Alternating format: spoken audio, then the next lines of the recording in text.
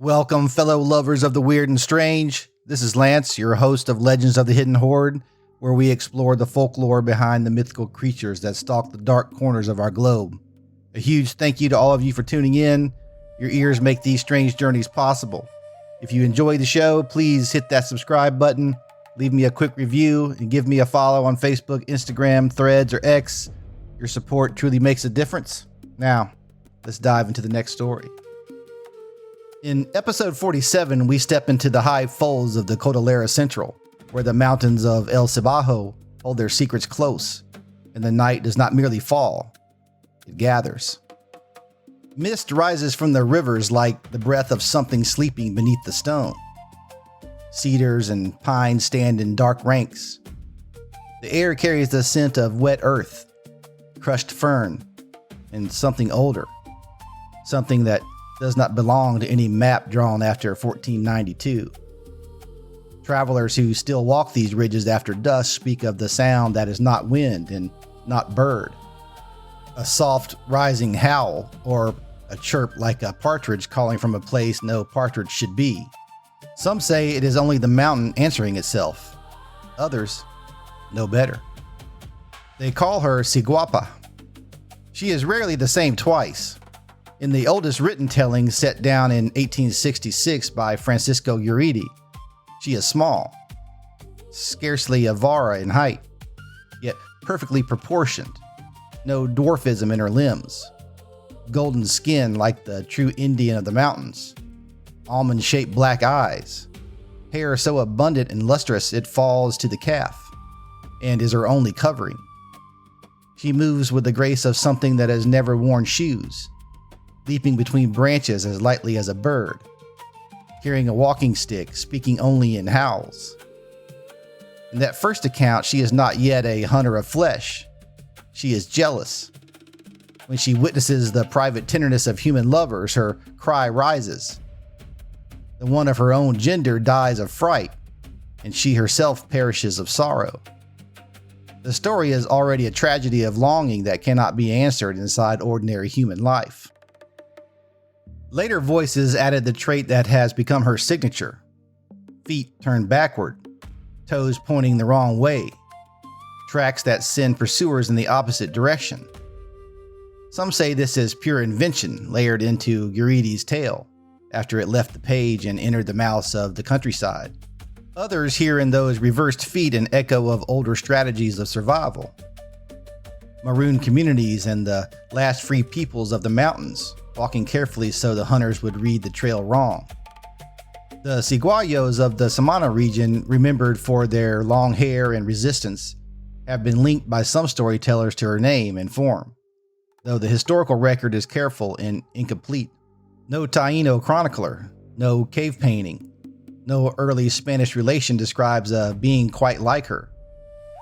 The legend as we know it appears late in the 19th century, during a period when Dominican writers were deliberately researching for an indigenous past that could stand against both Spanish recolonization and Haitian claims.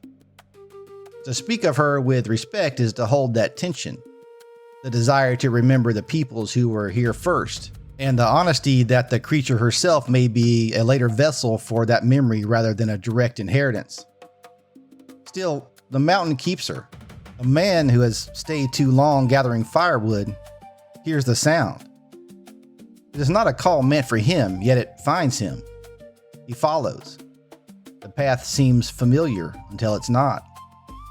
Footprints appear in the soft earth, clear and human shape, yet pointing the wrong direction. He walks towards the direction they suggest and finds only denser thicket. When he turns, the prints lead elsewhere. The air grows colder. Somewhere ahead, a figure moves, long hair cascading like black water. Skin that in the half light might be golden or brown, or the deep blue some accounts claim. Eyes that hold no ordinary reflection.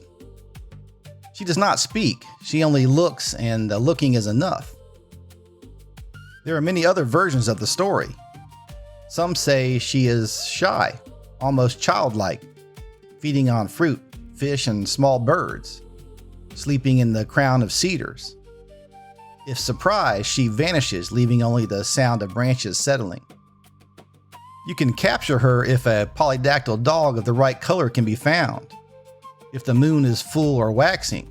But if you do, she dies within days of pure sorrow, as though the world of walls and ropes itself is a fatal wound. Others describe a darker appetite. She lures with beauty or with soft moans and bird-like cries. Men follow into caves or high tree forks. What happens next is told in lowered voices. The body left emptied or kept and returned to over weeks. In the most violent versions, she has claws or faint horns. In others, she is feathered or thickly haired.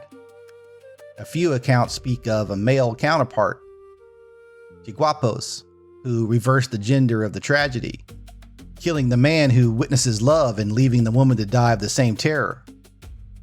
Skin tones shift across regions and decades. The golden skin of the true Indian of the 1866 tale becomes mestizo, or Afro-Dominican, or the inhuman blue of pure otherness.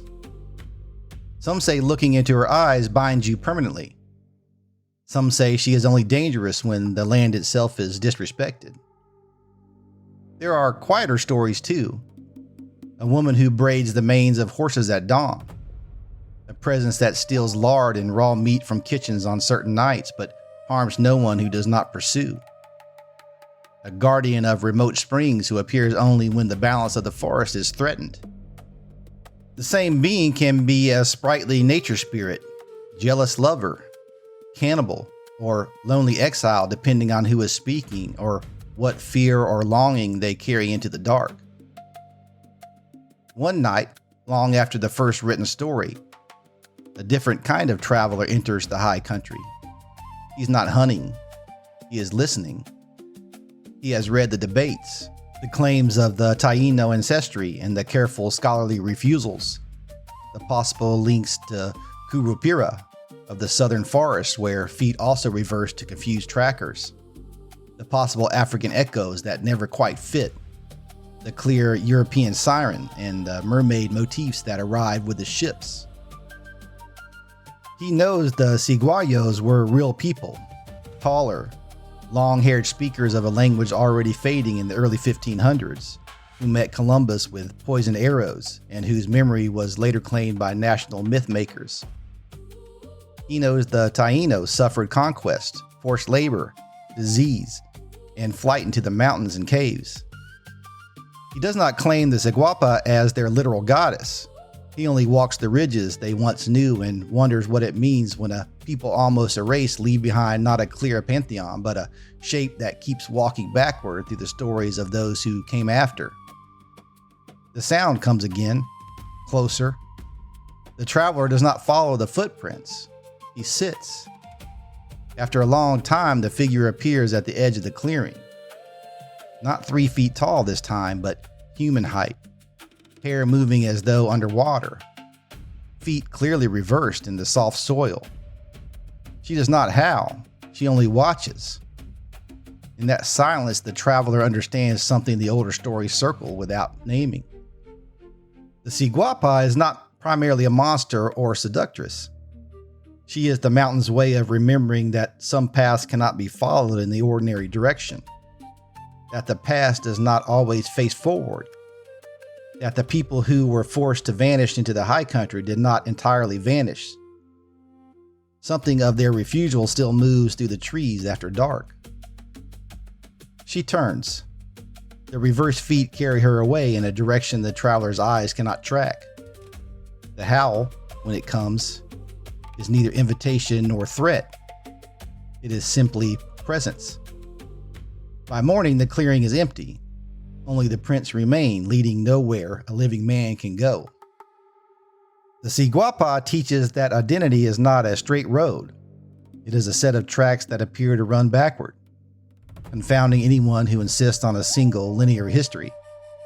She embodies the unfinished business of conquest, the indigenous presence that colonial records tried to erase, the maroon survival strategies that turned the land itself into an ally, the later national need to invent or reclaim an Indian past that could stand against other claims. She is also the danger of beauty that does not consent to be possessed, and the sorrow of a being who cannot live inside the cages of ordinary belonging. In a world that still treats land, memory, and bodies as resources to be mapped and owned, the Ciguapa remains a quiet, nocturnal refusal. Her future implication is simple and severe. As long as mountains hold unmapped places and stories refuse to walk only forward, something will keep appearing at the edge of the light. Hair like a river, feet pointing the wrong way, reminding us that not every path leads where the powerful expect, and that some truths survive only by traveling in reverse. That's it for the story of the Ciguapa. Hope you enjoyed it. If you did, hit that subscribe button on your favorite podcast app. Share with a friend. Give me a follow on social media. Until next time, keep your eyes open. You never know what might be lurking in the shadows.